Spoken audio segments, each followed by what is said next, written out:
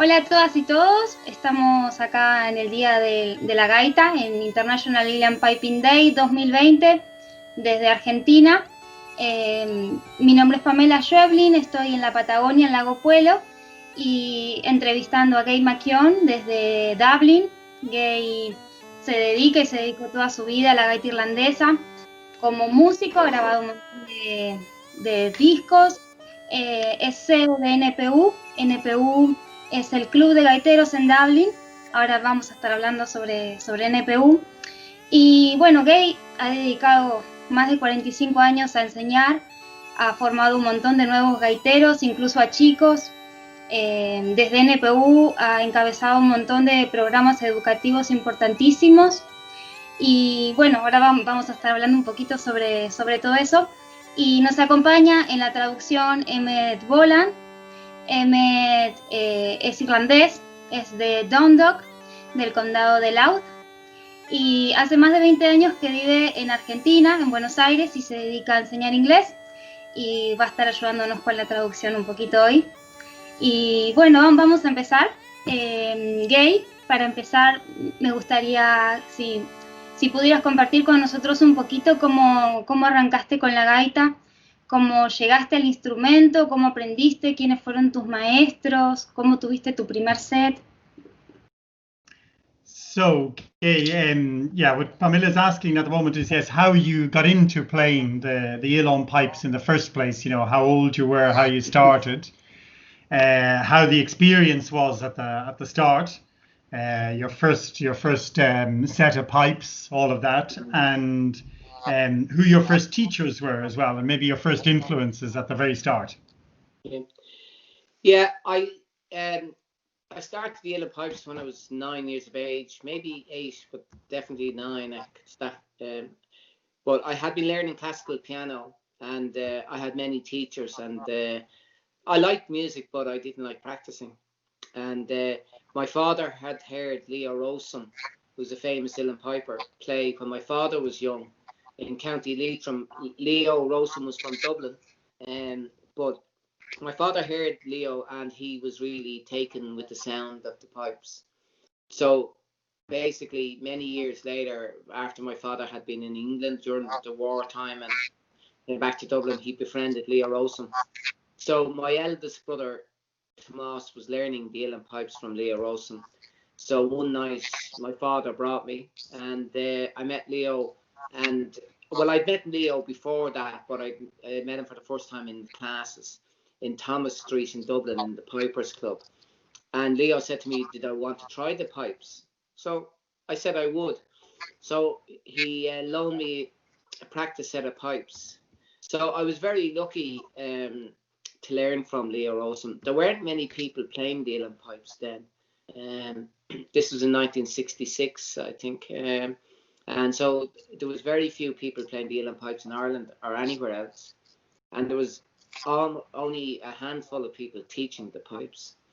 And there was only maybe 2 dozen, at most, young people playing the uilleann pipes in Ireland. So it was very, it was at a very low level. So Leo was a wonderful man. He died in 1970. So I learned for 4 years from him. In fact, last Sunday was the 50th anniversary of his passing. So we commemorated him a bit last week as much as we could. So it was a great experience, and Leo Rosen was just a wonderful, wonderful man. He was a wonderful musician. He was very encouraging, and he was very kind to me. I wasn't a great student, but he was really good to me. Entonces queda diciendo que era cuando tenía tipo 8 o 9 años y tocaba en este momento el piano clásico, la música clásica. Entonces le gustó la música, pero no le gustaba practicar, claro, como muchos chicos. Y su padre escuchó a un señor Leo Rosen, tocando la gaita irlandesa en Dublín en este momento. Y le gustó mucho. Y años después, cuando su papá se fue a Inglaterra, después volvió a Dublín, Y bueno, se hicieron amigos, el papá de Gay y Leo Rosen. Y entonces Gay se encontró con Leo Rosen la primera vez en The Pipers Club en Dublín. Y Leo le dijo, bueno, ¿por qué no empezás o te gustaría tocar la gaita irlandesa de Uilleann Pipes? Y le prestó también un Uilleann Pipes para practicar. Hay un set típico para practicar. Y eso era entonces en los años 60 y dijo que empezó clases con Leo en este momento en 1966. Y Gay dice que no había mucha gente tocando la gaita irlandesa en este momento. Hay muy pocos chicos, muy poca gente enseñando y quizás 2 docenas, 20, 30 personas máxima, chicos, digo, tocando la gaita irlandesa. Entonces el señor Rosen falleció en 1970, entonces que estaba tomando clases con él 4 años y dijo que era un gran señor, muy buen maestro y que tocaba muy bien. Y así entonces empezó a tocar la gaita irlandesa. Bien. ¿Y cómo llegaste a tu primer set de gaitas, o a tu primer practice set, o a tu primer gaita? Si fue una gaita de Rosen o empezaste con otra gaita. Yeah, Pamela would like to know the first practice sets. Where the first practice set was actually from Leo Rosen himself, was it? Yeah, he made it himself. It was a very nice practice set, and I had that right up till he died. My father had ordered a full set of pipes from him, and he was to make them, but he hadn't made them by the time he died. So his wife, his widow, gave the deposit back to my father, and I didn't get a Leo Rosen set until about 7 or 8 years ago. I got a set that was made in the 1930s. But my brother had a set of pipes with one regulator in C sharp, and I started to play those. I didn't really have any teachers very much after Leo died. He gave me a good foundation, and he wouldn't teach people unless they knew how to read music. So I learned a lot of music from O'Neill's manuscripts, Captain Francis O'Neill's collection of music. So I learned a lot, and from Leo's the tunes. Leo used to transcribe the tunes, write them down beautifully with all the pipe and ornamentation. So I worked from those, and I started to build my repertoire on my own after Leo died. Entonces dice que sí, que el primer set el instrumento en sí era hecho por Leo Rosen. Y entonces y lo tenía, Gay tenía este set hasta que falleció Leo Rosen.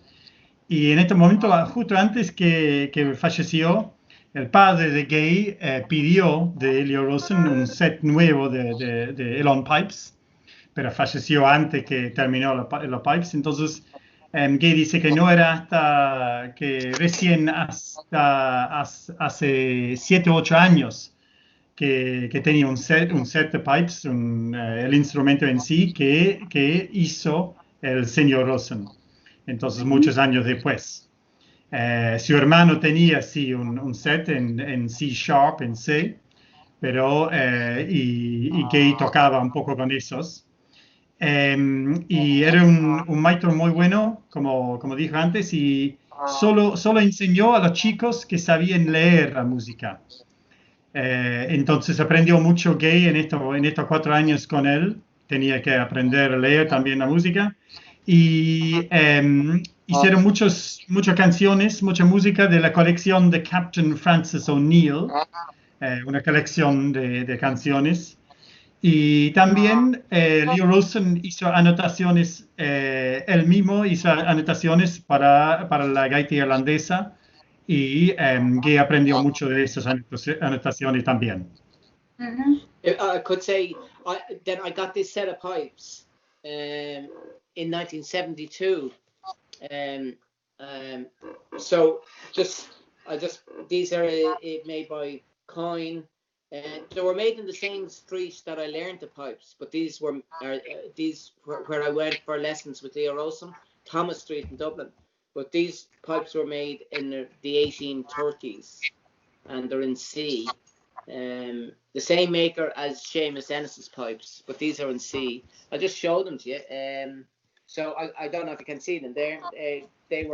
This set was made in around 1830, 1840, and I got this set in 1972, and that I just loved playing them, and I still do. Entonces está mostrando en este momento el instrumento, los Elon Pipes que tiene, que fabricaron en el año, o entre los años 1830 y 1840, en la calle Thomas Street, la calle Thomas en Dublín, y era la misma calle donde aprendió el Gay cómo tocar de Elon Pipes. Y él tiene estos pipes desde el año 1972, y eran el mismo señor que fabricó los Elon Pipes que tenía el famosísimo Seamus Ennis.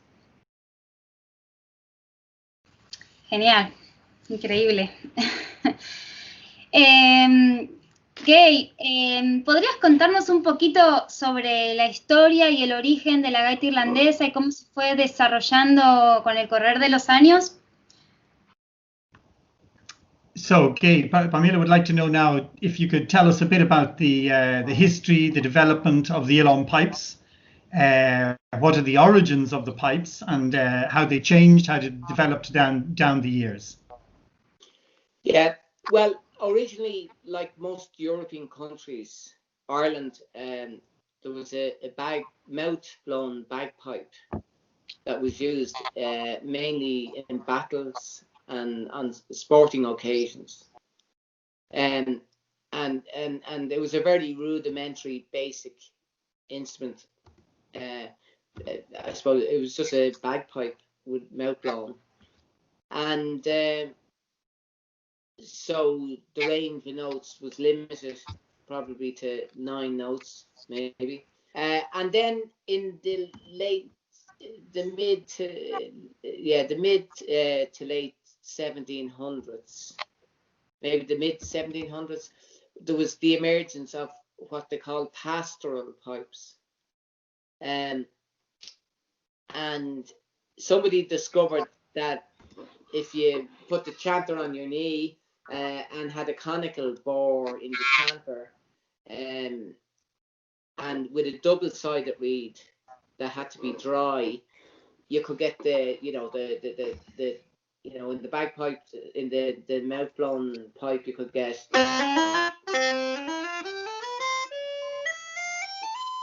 So you could get up as far as E. Sorry, there's something gone wrong here. Piece of tape is moved. Sorry. Yeah. That's what you get in probably in a mouth-blown bagpipe. But obviously, then with the conical bore and different tone holes and a double-sided reed, and with dry air rather than air blown from your mouth, if you close off the chanter, you can get a full 2 octaves.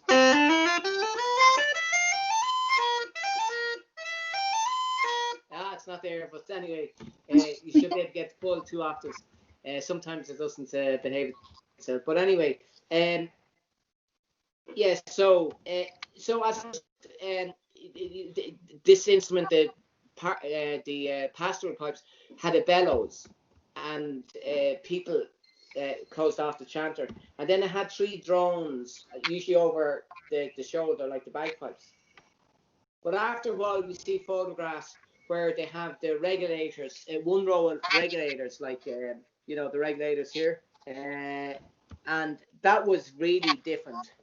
So that was the pastoral pipes, and then towards the late 1700s, we see the emergence of the uilleann pipes, and the Irish pipes. They've been called different things. The Irish organ, the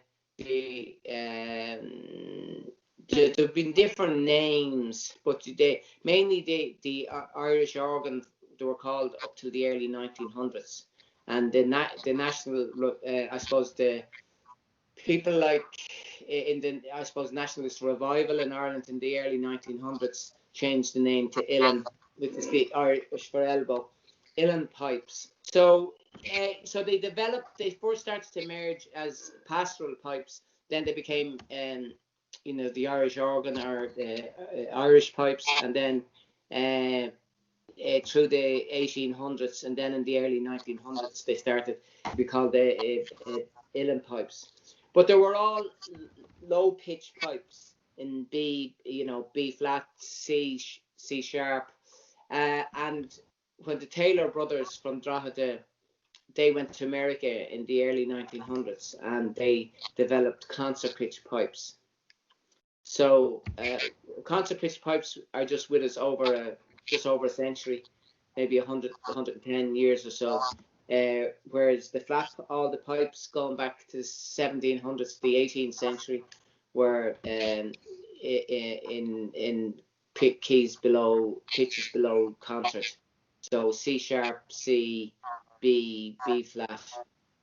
So that's how they were very expensive. So they were mainly owned by the gentry and the well-off, and in time they get them to the ordinary people, and the ordinary people compose music in honor of the patrons, the wealthy patrons, and the patrons gave them the instruments, and over time then the common people, if you like, so it became a folk instrument and folk music.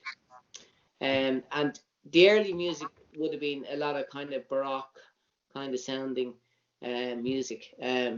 We hear that in a little bit in the music composed by O'Carolan for the harp. So pipers were composing similar type music. But it is said that prior to the famine in the 1850s, was it? 1840s, yep. 1840s. 1840s. 1840s, yeah. There was said to be Uilleann piper in every town and village in Ireland, and that's when it was at its height. But with the famine, lots of people died, lots of Uilleann pipers died, a lot of people emigrated, and so the fortunes of Uilleann piping and music declined. Entonces, Gay estaba hablando de los orígenes de la gaita irlandesa. Hablaba del siglo XVIII. La mitad del siglo XVIII había en Irlanda unas gaitas muy sencillas, como había en mucha Europa en estos tiempos. Era una gaita que se llamaba la gaita pastoral, y una gaita que se usaba mucho en la guerra, en conflicto, y también en eventos deportivos. Y era así, como dijo, un instrumento bastante básico con solo 9 notas. Pero después se desarrolló, y entonces, terminando el siglo XVIII, agregaron una arregladora, y también se encontraron con que si cerraron el chanter, entonces daban mucho más notas, 2 octavas. Entonces, el nombre en este momento que tenía la gaita irlandesa era el Irish organ, el órgano irlandés. Y este nombre quedó con la gaita irlandesa, los Uilleann pipes, hasta terminaba el siglo XIX o a principios del siglo XX, cuando nacionalistas irlandesas renombraron la gaita de Uilleann pipes, poniendo un nombre del lenguaje de ahí, del idioma de ahí. Y después había dos hermanos de la ciudad de Drogheda en Irlanda que se fueron a los Estados Unidos, y ahí desarrollaron aún más la gaita irlandesa, hace como 100 años. Y después tenía un tono de recital, un tono mucho más controlado, un tono mucho más calidad, el tono. Y ahí entonces se desarrolló bastante al principio del siglo XX the Elon Pipes. Hasta entonces, hasta la mitad del siglo XX, eran muy, muy caros. Entonces tenía en su posesión solo la aristocracia irlandesa.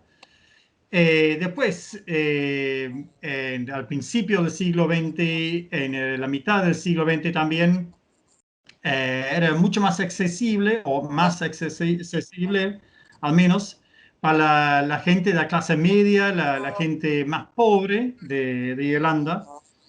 Pero también antes de eso había un movimiento de gaiteros en la mitad del siglo XIX, comentó, alrededor de la hambruna irlandesa en los años 1840.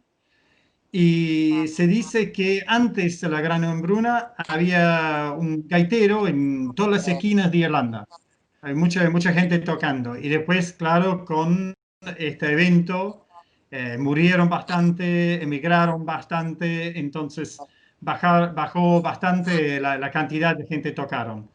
Pero después, en el siglo XX, después, sí, era más accesible el instrumento en sí para más gente en la población.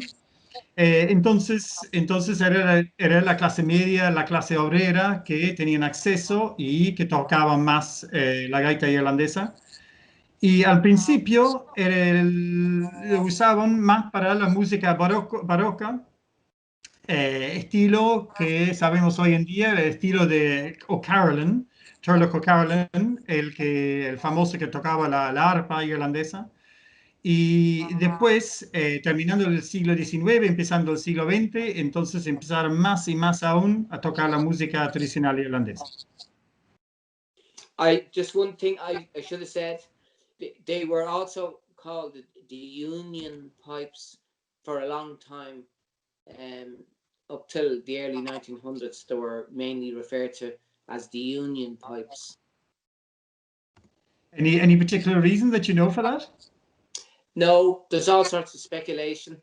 Right. You know, but there's no. I can't say definitively.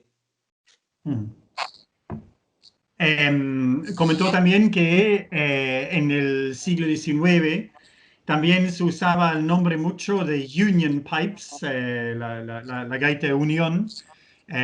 Hay mucha especulación sobre el nombre, pero nadie sabe exactamente por qué llegó este nombre. There was some speculation that it was connected with the active union or with the kind of the union of the three different sounds on the instrument, the chanter, the drones, and the regulators. Don't know. Y dice que sí, quizás una posibilidad para el nombre sería que lo llamaban después por la unión de the Act of Union, la ley en Inglaterra, que se juntaba la Irlanda en el Reino Unido en estos tiempos, o quizás por la unión de los sonidos de la gaita, pero no se sabe claramente, no se sabe exactamente cómo surgió el nombre. Y esta gaita pastoral, sí, la pastoral, está relacionada con las Píobairí, o no sé cómo se pronuncia, supongo. Y si estas Píobairí tengo entendido que fueron prohibidas por los ingleses. La pregunta es si él cree que la prohibición de esas gaitas están relacionadas con la aparición de la gaita irlandesa, o si la gaita irlandesa, o sea, la Uilleann Pipes, apareció espontáneamente como acto totalmente independiente a ese hecho. Pamela would like to know. She said she thinks that possibly the Uilleann pipes are connected, or is asking if the Uilleann pipes are connected to the Píobairí of the times of the 18th century, I suppose 18th, 19th century, which were prohibited, which were banned by the English. And she'd like to know if there was some connection in the development of the Uilleann pipes, or did they develop separately, as far as you know? Well, the Píobairí would be like the mouth-blown bagpipe that the Uilleann pipes, the predecessor of the Uilleann pipes, So they started as a mouth-blown, like Pete Moore, big, pipes, bagpipes. But whoever discovered the change of the bore and the double-sided reed and putting the chanter on your knee, you could get additional notes. That's where the bagpipes and the mouth-blown pipe in Ireland and the Uilleann pipes evolved, and then they became two distinct separate instruments. Dice que sí, quizás que el Pío Moore era el estilo de la gaita que se sopla con la boca, y después eso sí, el descubrimiento de la lengüeta de dos lados, dos costados, y también poniendo el chanto en la rodilla abrió más posibilidades para más notas, para producir más notas, y ahí era parte sí del desarrollo de los Uilleann pipes. Genial. Bien, hace un rato nos comentaba que en una época comenzó como a bajar la tradición de la música de la gaita irlandesa por las migraciones. Quisiera preguntarle si él cree que la diferencia en los instrumentos, supongo en esa época había otro tipo de instrumentos que hoy, que en el presente, digamos, los estudiantes tenían otras necesidades, otros impedimentos a la hora de aprender gaita. ¿Qué diferencia encuentra, ¿no?, con los impedimentos de aquella época, de los gaiteros que querían arrancar a tocar, con la actualidad, y cuál fue el rol de NPU en ese cambio? Pamela, would like to know, talking about the development of the pipes themselves, and maybe how the tradition of Uilleann or pipe playing went down with emigration. What were the hurdles to be overcome when people got into learning how to play the Uilleann pipes? And the difference, for example, the differences from when you started and from young pipers today, young kids today who are starting to learn how to play the pipes. What are the differences there? And the role of na Píobairí Uilleann as well in all of this. What role do they play, and how have things changed in that sense? Yeah, well, like pre the famine in Ireland, Uilleann piping was flourishing. After the famine, it diminished, people emigrated, and then in the late 1800s, people a pipers club was formed in Cork, and then in the 1900 or 1901, there was a pipers club formed in Dublin. So a lot of the, if you like, cultural revivalists, if you want to call them, people that were trying to revive the music and the language, I suppose after years of oppression, and the powers that be didn't want to see anything that was Gaelic or Irish flourish. So there was a revival of interest, or people tried to promote interest in Irish traditional music, language, song and dance, because they had been suppressed for many years. And so organizations like Gaelic League, I suppose, different organizations organized things like the Festival, and pipers were invited from around the country to come and play in Dublin in competitions. And this was great because they recorded them on cylinders and they transcribed the music. So although most of the Uilleann pipers were very old at that stage, and it was common for people to try to make a living as busking, and a lot of the people playing the Uilleann pipes were blind, but there were some excellent pipers, but many had emigrated mostly to North America, England to some extent, Australia, and so things weren't good in Ireland, and there was only a handful of people teaching the pipes and trying to keep it alive and revive it. So there was Uilleann Pipers Clubs organised, and then with the 1916 Rising, for example, Eamon Cant, he was one of the people the leaders in the Rising in 1916. He was an Uilleann Piper, and he was secretary of the Pipers Club in Dublin that was formed in 1901, I think. And they tried to loan instruments to children, teach people, teach reed making. But Eamon Cant then got involved in the politics, and eventually he was executed in the Rising in 1916. So it kind of, with the upheaval and then the War of Independence, that became a problem. I mean, I don't want to overstate this, but the Uilleann piping didn't know any kind of divide when it came to religion or politics. But for whatever reason, the fortunes of the Uilleann Pipers Clubs declined a bit. And people like Leo Olson were instrumental in reviving it. So it revived, and then it declined again, and probably in the 1940s it was revived again. I'm not sure the exact dates, but it revived. So the Pipers Club that I learned in Thomas Street in Dublin, it was very, most people in Ireland didn't know what Uilleann pipes were, and nobody was aware of them. There weren't many people playing them. So Cultus Clotari Ireland was founded in 1951, I think. And Leo Rosen and his brother Tom were heavily involved in that, as were many of the people in the Pipers Club in Dublin. So from 1951 onwards, festivals in Fleadh prospered, and Irish music prospered. But the Uilleann pipes didn't prosper because they're a complicated instrument.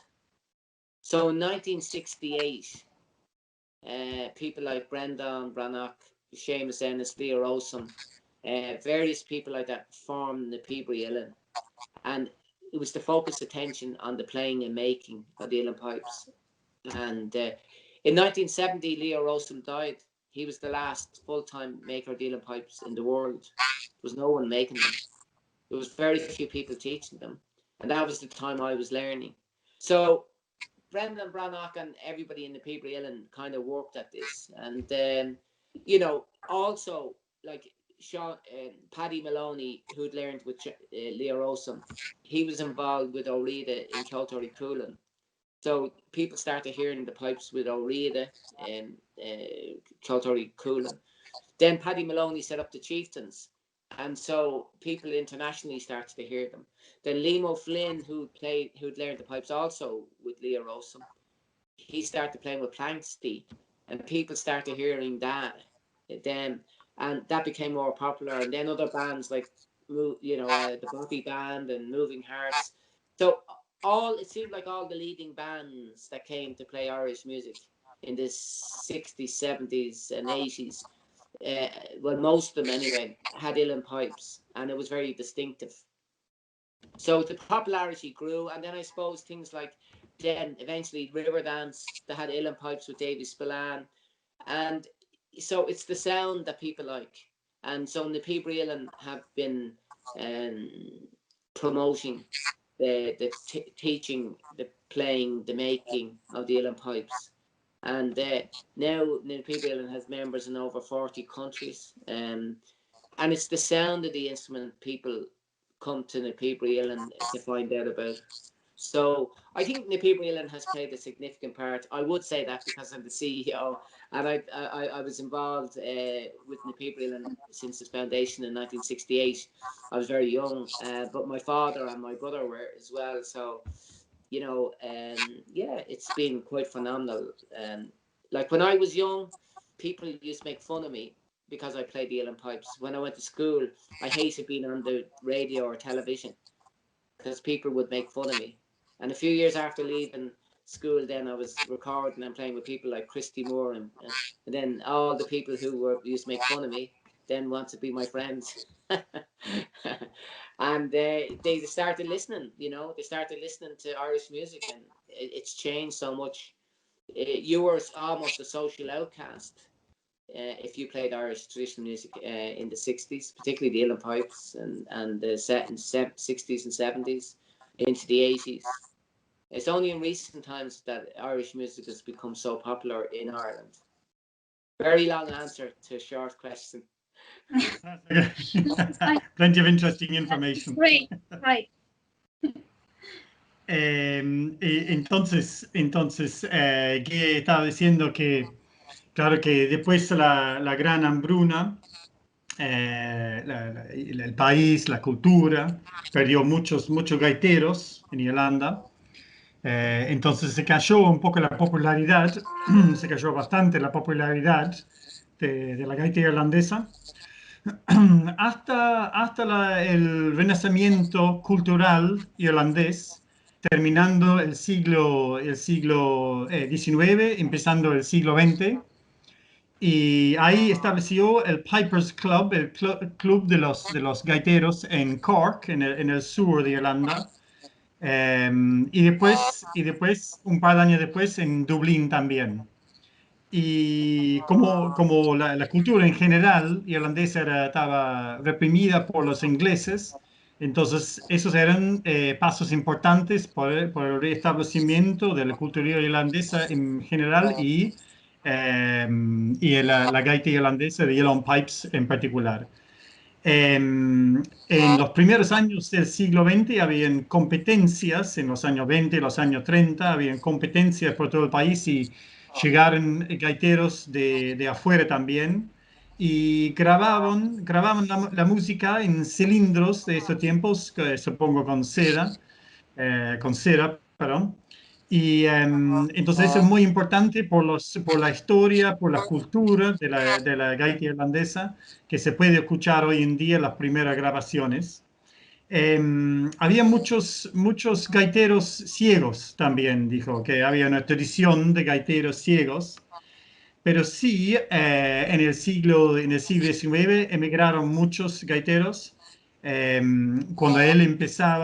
hasta cuando él empezaba a tocar en casi la mitad del siglo XX, había muy pocos maestros de la gaita. Y una figura de renacimiento cultural irlandesa y de la gaita en particular era Emmet Boland, que era uno de los líderes del levantamiento de Pascuas en 1916. Y él estaba muy involucrado en la cultura irlandesa con la gaita irlandesa. Y muy importante, dijo Gay, que en estos tiempos muy difíciles en Irlanda, políticamente y en términos de guerra, de lucha, entre el levantamiento de 1916 y la guerra de independencia, más tarde en 1919, la guerra civil, después en 1921.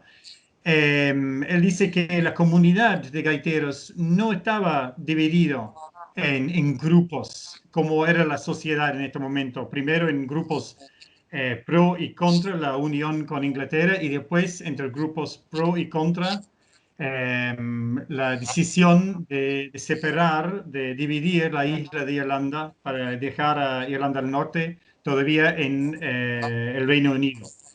Y él dice que el grupo de gaiteros no estaban divididos en esos tiempos, que es muy importante. Hasta llegar en la mitad del siglo XX, gente muy importante en el desarrollo de la gaita era, claro, su maestro, Leo Rosen, y su hermano Tom Rosen también, algunos de los fundadores de Cultus Culturi. Y dice que se empujó eso en 1968, que era el principio de na Píobairí Uilleann, la comunidad del grupo organizado de gaiteros, ayudaron mucho a a desarrollar la música para la gaita irlandesa en Irlanda, pero como es un instrumento que no es fácil para tocar, entonces sí siguió siendo algo aparte en la música. No, nunca había muchos gaiteros en el siglo XX.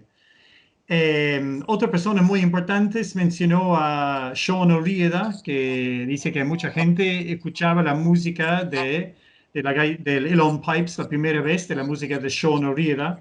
También de Paddy Maloney, que tocaba de Elon Pipes y que se juntaba con sus amigos y fundaron The Chieftains, un grupo muy importante en el desarrollo de la música irlandesa.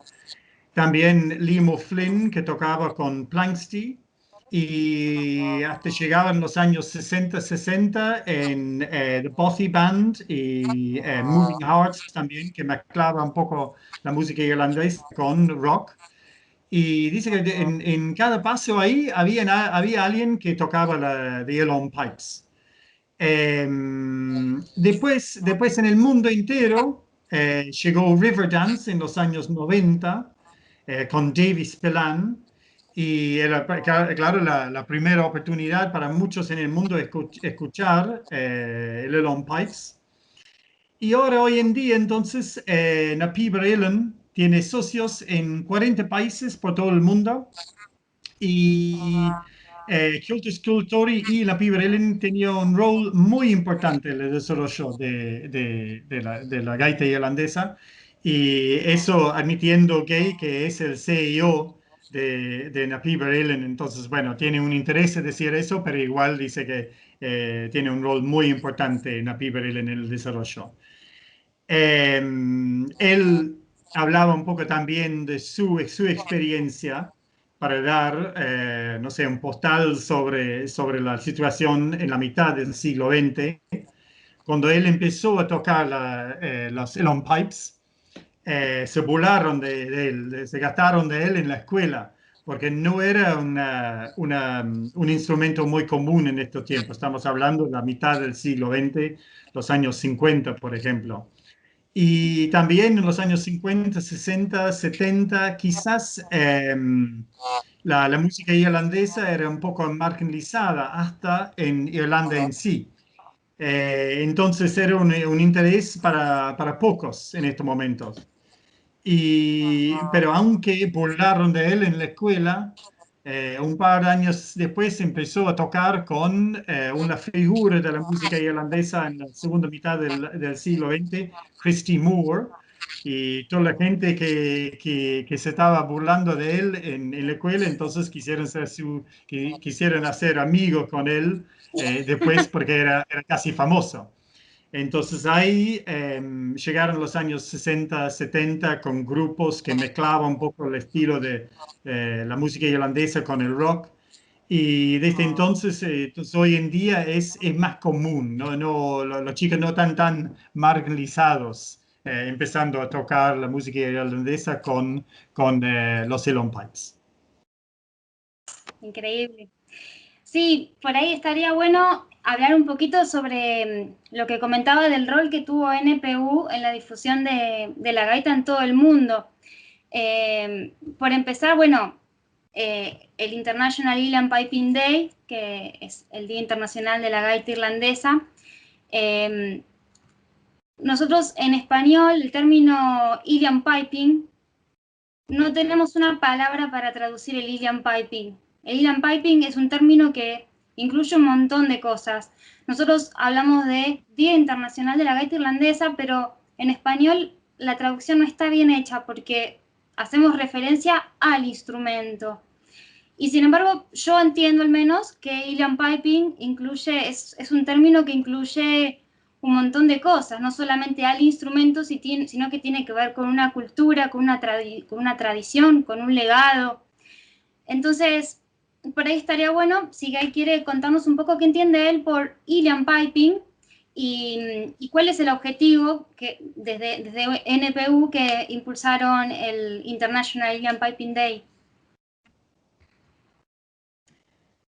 So, Pamela is talking a bit about, I'd like to know a little bit more maybe about the role of na Píobairí Uilleann spreading the Uilleann pipes worldwide, and to talk a little bit about the International Uilleann Piping Day. She's said to the people who'll be listening that there isn't a precise phrase in Spanish, of course, for Uilleann piping.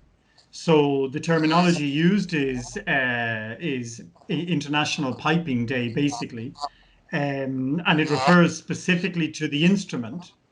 While she says there's maybe a very important element of the culture which goes around the instrument as well. So she'd like to know if you could talk a little bit about the culture that is around the Uilleann pipes and playing the Uilleann pipes, not only the instrument itself, and also talk a little bit more about the role of the na Píobairí Uilleann in the spread of the Uilleann pipes worldwide. Yeah, I suppose, first of all, we were very conscious to call it International Uilleann Piping Day because we didn't want it to be, many countries have pipes. We're only one country, there's only one country where Uilleann pipes emanated from, and that's Ireland. So we wanted to have a day dedicated to Uilleann piping, not just piping. And nothing wrong with all the other pipes.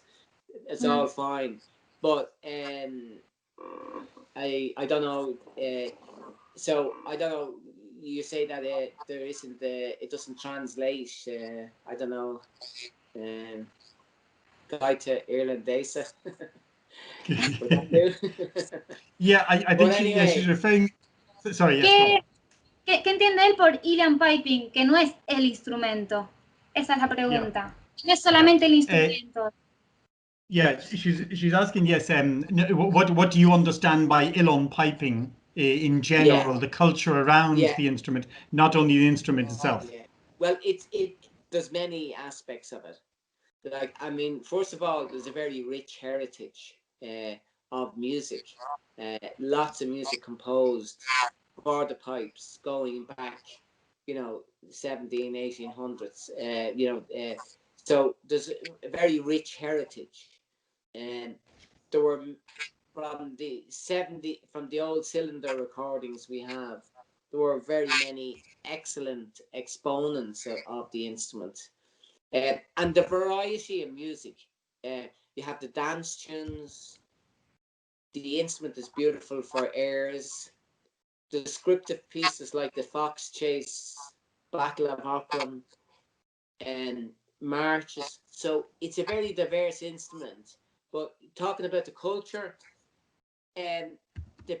it's a complex instrument. So that's why I think pipers' clubs were formed, because pipers need to congregate. They need to be community to keep the instruments going, to make the reeds, to repair them. Like a tin whistle, you don't have to have really. It's not complex. Even a harp isn't that complex. Flute isn't that complex. Most instruments aren't near as complex as Uilleann pipes. So for that reason, there's always been a great desire for Uilleann pipers to congregate and to be part of a community. I think because the instrument is so complex. Also, it's difficult enough to play, so you need to get good teachers. So you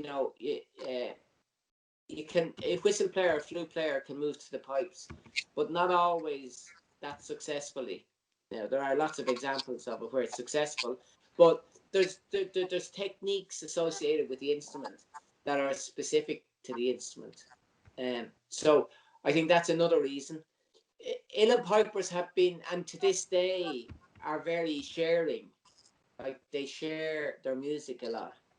They congregate to to moan about the pipes being out of tune and they need help and the bag is leaking and the bellows is broken and all of that stuff. Agony, pain. But anyway, I think Uilleann pipers have congregated, and there's also repertoire of music that's particularly suited to the Uilleann pipes. So for that reason, pipers come together. And although in the early 1900s there was competitions for Uilleann pipes, and to this day there are competitions for Uilleann pipes, I don't think really Uilleann pipers put a lot of store in that. They focus on the art form, on the individual, and I think they try to mentor and develop rather than compete. You know, like me and Pamela competing against one another, or my music against your music. I think it's a shared art form, and I think that it's how would you say, it's an ethos associated, I think. Now maybe I'm romanticizing, but I believe that there is a strong sense of camaraderie among Uilleann pipers, and the sound is very unique. And for that reason, I think that's why more than the instrument, it's everything that goes with it. It's the making of the instrument, the playing of the music, the specific technique, the repertoire, and it's that camaraderie and sense of belonging. So I think Na Píobairí Uilleann have tried to foster that. I think what Na Píobairí Uilleann have done is one of the things Na Píobairí Uilleann have always done well is they focus on young people and try and get instruments into people's hands. So Na Píobairí Uilleann at this point in time has over 130 instruments on loan all the time. And when people get going and they buy their own instrument, we take it over. Like in Na Píobairí Uilleann in Dublin, all of the teachers teach on a voluntary basis. They don't get paid. They don't want to get paid.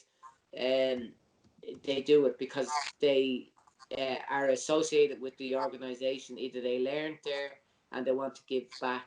And you don't get so much of that all the time. It's an amazing thing. We would have 60, 70 students on a Tuesday night in Henrietta Street, and not all the teachers give freely of their time. So that's an amazing thing. And generally pipers try to help one another. So I think Na Píobairí Uilleann have created, well, I think not so much created, it was there prior to Na Píobairí Uilleann, but I think Na Píobairí Uilleann have captured that kind of ethos and try to promote it along with the instruments. So when you look at the pipers.ie website, you have lots of archival material, so you can listen to old recordings, videos. We have lots of tuition material, so you can learn. We have lots of materials on how to make reeds, how to make Uilleann pipes. And every year we publish, Pamela will enjoy seeing this. Every year we publish new books of music, DVDs, CDs. So, and this is the latest book, and the person who this is just came today. This is volume 2 of Joe Doyle's book. So even Joe doesn't know I have it. He'll kill me. Hoy le hicimos una entrevista a Joe Doyle, también sobre el Piper's Choice. Yeah, So, yeah. So today, yeah, we interviewed Joe already. Oh, did you? Oh, good. Yes, indeed. To talk to him today. Yes. You interviewed him tomorrow, and you told him I had this book. He'd kill me. I just got it this afternoon. It's brand new. Anyway, yes. So we're all the time publishing. We give instruments on loan. Like we give, like say Liam O'Flynn, when he passed away 2 years ago, he left his pipes to Na Píobairí Uilleann, and well, 2 of his sets, and we've given them to young players, Colin Broderick and Louise Mulcahy. And so we try to promote opportunity and for Uilleann pipers. So I think that's what Na Píobairí Uilleann have done, and we're doing more and more of it. Next Saturday night, we've the Ace and Juice of Piping concert online. It'll be there for 2 weeks. It's free. Wonderful artists. Anybody anywhere in the world can watch it for free. And it'll be on the NPU Facebook page. It'll be on our website. And so we're all the time having public performances.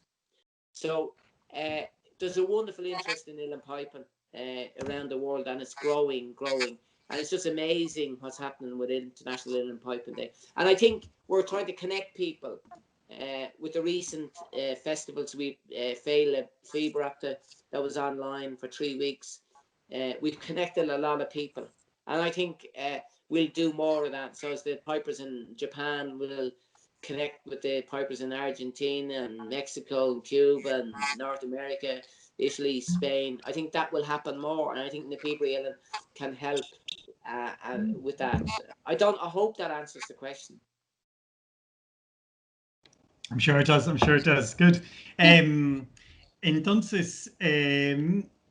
sí, volviendo al tema del día de Uilleann Piping Day, fue una decisión consciente de llamarlo Uilleann Piping Day y no en general como Piping Day, claro, porque hay una variedad de gaitas por todo el mundo. Y no es para despreciar a ninguna gaita, pero es justo para enfocar un poco en los Uilleann Pipes. Entonces, claro que es una decisión consciente de hacerlo. Él habla ahora de la cultura alrededor, perdón, la cultura alrededor de Uilleann Piping, del instrumento. Y dice que hay muchos conceptos, porque como es un instrumento que no es fácil para tocar, no es fácil para aprender, entonces hay muchos conceptos incluidos en el acto físico de tocar, pero también tiene una herencia muy rica de música variada y de músicos brillantes a través de los años, en el siglo XIX, el siglo XX, ahora también. Y dice que como es un instrumento bastante difícil de tocar, entonces hay una comunidad de gente, claro, y la tendencia es de juntarse para intercambiar historias, pistas, cómo tocar, información, y dice también para quejar. Se juntan mucho los gaiteros, se juntan mucho para quejar que hay una pérdida de aire, que la gaita es muy, muy vieja, se quejan mucho, pero como es un instrumento que es difícil, hay una necesidad de encontrar con otros gaiteros y una necesidad de encontrar con los profesores, con los maestros, para aprender. Entonces, de ahí quizás esta necesidad, de ahí entonces surgió la cultura alrededor del instrumento. Dice que, claro, que obviamente que las competencias existen, hay muchas competencias para los Uilleann Pipes, pero para él son más como un grupo de personas que tocan, que comparten la música, comparten la técnica de tocar y no una competencia en sí. Claro que hay los que ganan y todo eso, pero para él, adentro de la comunidad de gaiteros de Uilleann Pipes, es más que comparten la información, que comparten la cultura, la información y todo eso. Eso es lo más importante. Hay una camaradería también, dice. Quizás por eso, una ética de compartir cosas. Entonces, quizás que no es como otros grupos de músicos donde hay una competencia eternal, pero no, de acá es más una camaradería. Volviendo al Píobairí Uilleann, la institución, entonces dice que en la Píobairí Uilleann tienen 130 instrumentos que prestan a alumnos que están aprendiendo a tocar los Uilleann Pipes, y que todos los profesores que dan clases en Píobairí Uilleann lo hacen de una manera voluntaria, que no cobran para eso. Y entonces es parte de la cultura de la comunidad de los gaiteros. Y dice que hoy en día, un martes a la noche, para decir una noche que no está pasando demasiado, un martes a la noche hay 60 o 70 personas aprendiendo en las oficinas el establecimiento de Píobairí Uilleann. 60 o 70 personas aprendiendo a tocar los uilleann pipes un martes a la noche. Entonces, para él, Píobairí Uilleann capturó, agarró la cultura del grupo y ayuda a la gente a ayudarse entre sí. Y todo el tiempo, Píobairí Uilleann está publicando libros. Hay, claro, los compacts ahora, claro, que dan clases online o dan charlas online o recitales online, mejor decir.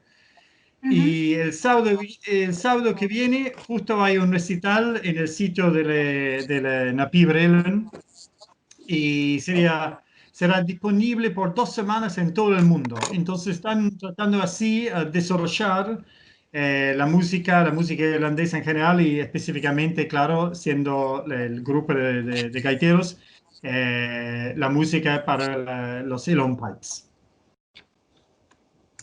Impresionante. Con respecto a esto que habla de la ética, ¿no? De la ética del compartir, el sentido que hay alrededor del uilleann piping. Con respecto a eso, la música irlandesa y la gaita irlandesa están siendo cada vez más populares en todo el mundo. Se está haciendo cada vez más masivo, incluso en Latinoamérica. Y quisiera preguntarte, Gay, ¿qué opinas al respecto? Si crees que hay una comprensión cultural espontánea sobre estos principios que transmite NPU, o si es una moda, o si percibís que la gente externa a Irlanda entiende sobre esta ética de la que él hablaba. So Pamela was talking, referring now to the kind of the ethos around the playing of the pipes, and commenting as well that it's becoming more and more popular around the world, and giving as a good example Latin America. And she'd like to know, do you think if there's a kind of a spontaneous cultural understanding of the pipes around the world, and what type of role maybe, where do you see people in Latin America, for example, where do you see them as part of the community of pipers around the world? Well, it is, in a very short answer, is I see them as being very, very important. I think it's very small. Obviously, there's only small numbers, but it's growing. I think what's going to be important is if young people in Latin America get the opportunity to hear the instrument and get the opportunity to borrow instruments to get started. I think that's key. Because I firmly believe when people hear the instrument that they really like the sound. So people will become attracted to the instrument, but it's getting access to the instrument and getting people who can teach it. And people that can show them how to maintain the instrument, because obviously the climate is different in different countries. So if it's very humid in lots of the South American countries, or if it's very dry, it obviously has an impact on the instrument. So I think dealing with getting instruments, getting tutors, and getting the instruments maintained is what's key. The people Ireland would like to do a lot more, and we certainly try. Like, people think that there's lots of pipers in Ireland. There's lots of areas in Ireland that don't have access to uilleann pipes. The people in the last 6 years have expanded from teaching in one place to nearly over 20 locations now in Ireland. But there's still vast areas of the country that young people can get instruments. So we have to do the work in Ireland, and we have to do it throughout the world. But what has really struck me, having taught people in in Cuba, in Mexico. I've taught people on Skype as well, and obviously having visited Argentina, is because you don't have to be Irish to play this instrument or this music. So, you know, like there's amazing standard of playing in those countries, and I think if Píobairí Uilleann can showcase those players more and help those people to teach and help people to make pipes, then I can see it growing a huge amount, really an awful lot. But it will take a lot of time, it will take a lot of work, and it will take a lot of resources. But I do think that International Uilleann Piping Day does help and will help, you know. So on a personal level, I look forward to trying helping in what way I can. We have on our website, in the Píobairí Uilleann has on its website a thing called Learn, which is a lot of the basics of how to, you know, fundamentals of getting started on the Uilleann pipes. And in fact, we're going to be filming a lot more in that series to do with regulator playing. So I think those things will help people. But really, it's personal contact helps an awful lot. So, yeah, like, I mean, when the people who founded the Píobairí Uilleann in 1968, they would, like, if you think there was only one full-time maker in the world, he died 2 years later, so there was nobody. There was very few people teaching, and there was very few young people. So we could see in another 50 years' time, where in places like Argentina, Brazil, Mexico, Cuba, there could be many Uilleann pipers. In Colombia, various countries, there could be, and that's a real possibility. And in lots of other countries, and it's a function of the resources it made available and the time. It's not an easy instrument. It's not an easy instrument to learn. It's not an easy instrument to get. It's not an easy instrument to make, but it's very rewarding, and people are attracted to the sound. That's why the Píobairí Uilleann strategy says sharing the sound of Ireland, because people tell us the Uilleann pipes are the sound of Ireland. So that's what we're trying to do. We've much work to do and limited resources. We'd love to do. We've a fantastic staff. We've a fantastic board. We've fantastic volunteers. We've you know, throughout the world. It's quite amazing. We're very privileged, but it will get there. It will get there. You know, I hope we'll live long enough to see it happen. Entonces, sí, volviendo al tema del el rol de la gente alrededor del mundo en el desarrollo de los Uilleann pipes, que dice que es muy importante, tiene un rol muy importante, que claramente en general hay poca gente tocando que serían interesados en los Uilleann pipes, pero este número está creciendo, está creciendo. Y quizás lo más importante es el acceso que gente como acá en Argentina, que tiene la posibilidad de escuchar otros tocando los Uilleann pipes. Y después eso, porque él dice que hay muchos que si escuchan el instrumento, que después le gustan. Le gusta la música que se hace con los Uilleann pipes. Y después de escuchar, y si están interesados, claro que el tema es el acceso al instrumento. Y otro paso sería el acceso a profesores. Un tema que mencionó también es el clima, que como los climas son diferentes en todo el mundo, claro que los pipes que son hechos en Irlanda, quizás que hay temas para tocar los pipes en climas más húmedos, tiene un impacto en los instrumentos. Pero claro, sí es el acceso al instrumento, el instrumento en sí, the set of pipes, y después el impacto que tiene el clima en el instrumento son cosas muy importantes. En la Píobairí Uilleann, en todos estos años, hoy en día, desarrolló un sistema de 20 lugares, una red de 20 lugares en la isla de Irlanda, donde enseñan cómo tocar los Ceylon Pipes.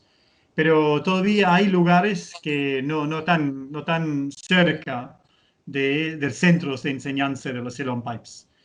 Él personalmente enseñó un poco en Cuba, en México, y claro que pasó acá por Argentina. Y lo que daba cuenta es que no es necesario que uno sea irlandés para tocar. Hay mucha gente, hay argentinos, hay mexicanos, hay cubanos también, que están tocando con muy poca o ninguna conexión con la comunidad irlandesa de estos países y tocando a nivel muy alto, como Pamela, digo, ¿eh? Entonces él dice que es el rol de Píobairí Uilleann para incentivar a todo eso, pero claro que con pocos recursos, como muchas organizaciones así, muchas asociaciones, con pocos recursos lleva tiempo, lleva mucho tiempo. En el Sí, sitio de web, perdón, sí, sí, sí, sí. perdón. En el sitio de web hay una sección que se llama Learn, aprender, y ahí se muestra lo básicos de aprender cómo tocar los Ceylon Pipes. Y todo eso ayuda, pero volvió también al tema del contacto personal, que es muy importante. Si uno escucha en vivo, por ejemplo, otra persona tocar los Ceylon Pipes, entonces eso es el mayor efecto. Entonces, cuando empezaron el NPU, en la Píobairí Uilleann, había solo una persona en todo el mundo fabricando la gaita irlandesa, los Ceylon Pipes, y murió un poco después. Pero ahora se puede fabricar en todo el mundo con la tecnología que tenemos hoy en día, pero claro, tomando en cuenta los climas diferentes que tenemos. Entonces, lo más importante él sí es el acceso a la música, el acceso a las personas que tocan, este encuentro, el primer encuentro con la música, y por eso ellos tienen como slogan casi sharing the sound of Ireland, compartiendo el sonido de Irlanda, porque para muchos los Ceylon Pipes son el sonido de Irlanda. Pero hay mucha gente, dice, en todo el mundo, mucha gente que toca muy bien, mucha gente impresionando alrededor del mundo, y también en la asociación que trabajan mucho para compartir ese sonido de Irlanda en todo el mundo. Sí, el problema de Argentina y de Latinoamérica en general es lo que comentaba Gay, el acceso al instrumento, porque hoy existe YouTube, digamos, existen un montón de medios donde uno puede escuchar la gaita. Obviamente que el contacto humano es primordial y es fundamental para aprender, pero digamos, hoy en día hay herramientas para escuchar y para ver el instrumento. El tema en Latinoamérica, que para mí es el principal problema, es el acceso, porque es un instrumento caro para cualquier latinoamericano, no solo para Argentina. El acceso y no solo al instrumento, sino a las clases, lo que contaba Gay. Y en ese sentido yo quiero destacar y agradecerle a Gay porque el trabajo que está haciendo NPU es impresionante. Acá en Lago Puelo, hace muy poquito, hace 2 años, comenzó a funcionar en una escuela de artes un trayecto de gaita irlandesa que es público y gratuito. Los estudiantes pueden acceder a las clases de forma gratuita y esa gestión se dio gracias al apoyo de NPU, y NPU está haciendo posible que los estudiantes tengan sus gaitas, lo cual para ellos es algo impensable. NPU les está prestando las gaitas, algunos ya pudieron lograr, después de un par de años de tocar con esas gaitas, acceder a su primer set. Incluso NPU ha enviado luthiers increíbles, vino Mickey Don, vino Killian O'Brien, y gracias a ellos los estudiantes pudieron hacerse su primer set, se lo hicieron ellos, el fuelle, la bolsa, Gracias, NPU. Entonces, primero, quiero destacar el trabajo que están haciendo porque esto no lo hacen solamente en Argentina, sino que lo están haciendo en todo el mundo y es admirable. Y segundo, en nombre de todos los estudiantes del Lago Puelo, agradecerle por su trabajo, por el trabajo de NPU, porque es impresionante y ellos jamás hubieran tenido acceso a todo esto y nada, es espectacular el trabajo que están haciendo. So Pamela is saying yes, agreeing that access to the pipes is probably the biggest problem. The first meeting, the human contact with somebody who plays, listening to the music is very, very important as well. But of course, as you know, yes, the interest might be there, but having access to the pipes is the biggest problem here in Latin America. She'd just like to thank you, I think personally and on behalf of all the students, for all the work that the Píobairí Uilleann have done in helping her to organize the course in Lago Puelo in Patagonia in Argentina, where there is in a public school, there is now the chance for students to study the uilleann pipes, to learn how to play.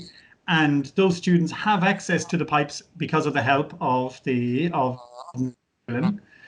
And Píobairí Uilleann also helped to bring here the luthiers, the makers, the reed makers, the instrument makers, helped to bring them here to instruct as well, instrument makers in the techniques and the technology of uilleann pipe making.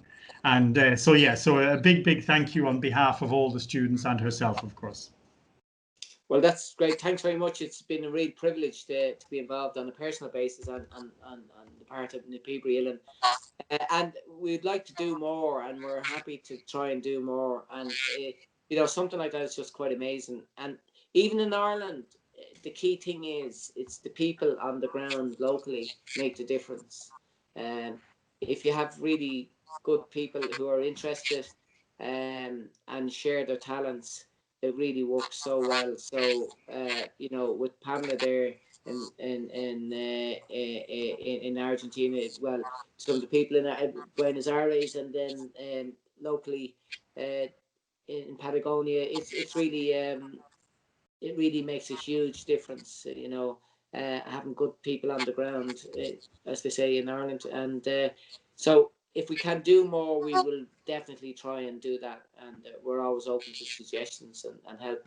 As I said, we do have limited resources, but we try and share them around and promote the music where there's an interest and promote the interest.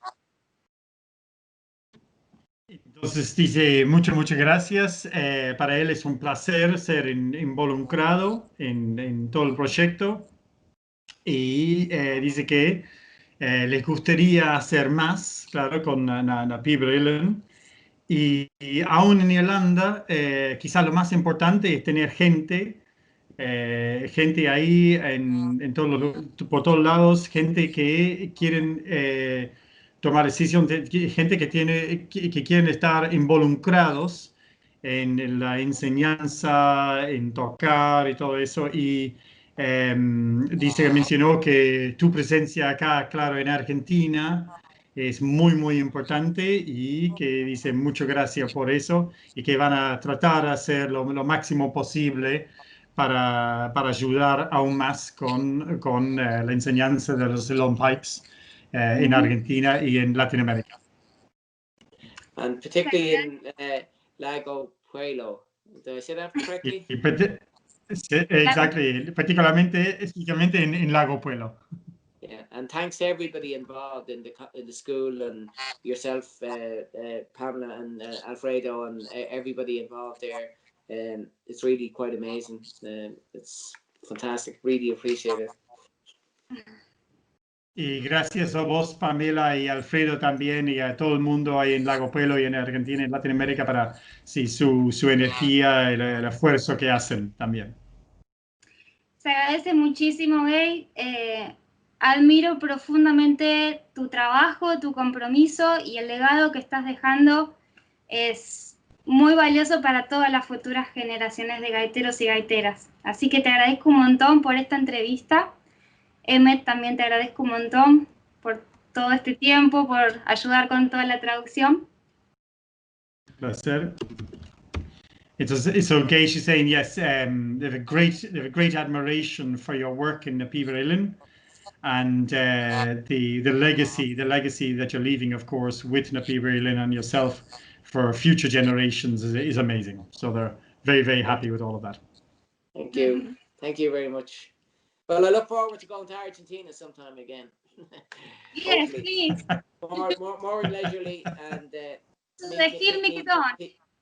yeah, exactly, and meet people and play music and hopefully over the coming years when COVID goes, we'll be able to travel a bit more. And indeed, Argentinian people and South American people come to Ireland, and we try and make them welcome and play music with them.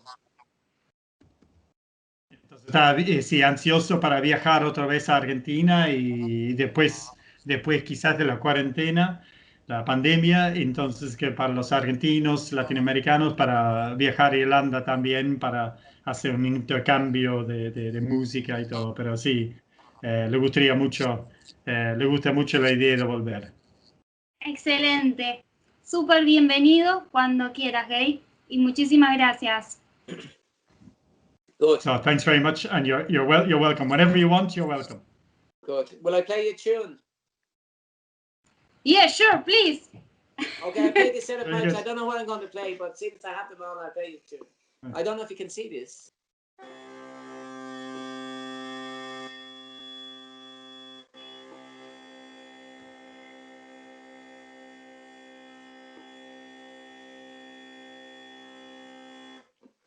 Not bad for an instrument made 180 years ago, maybe. Sí, Anyway, un pipes de hace 180 años.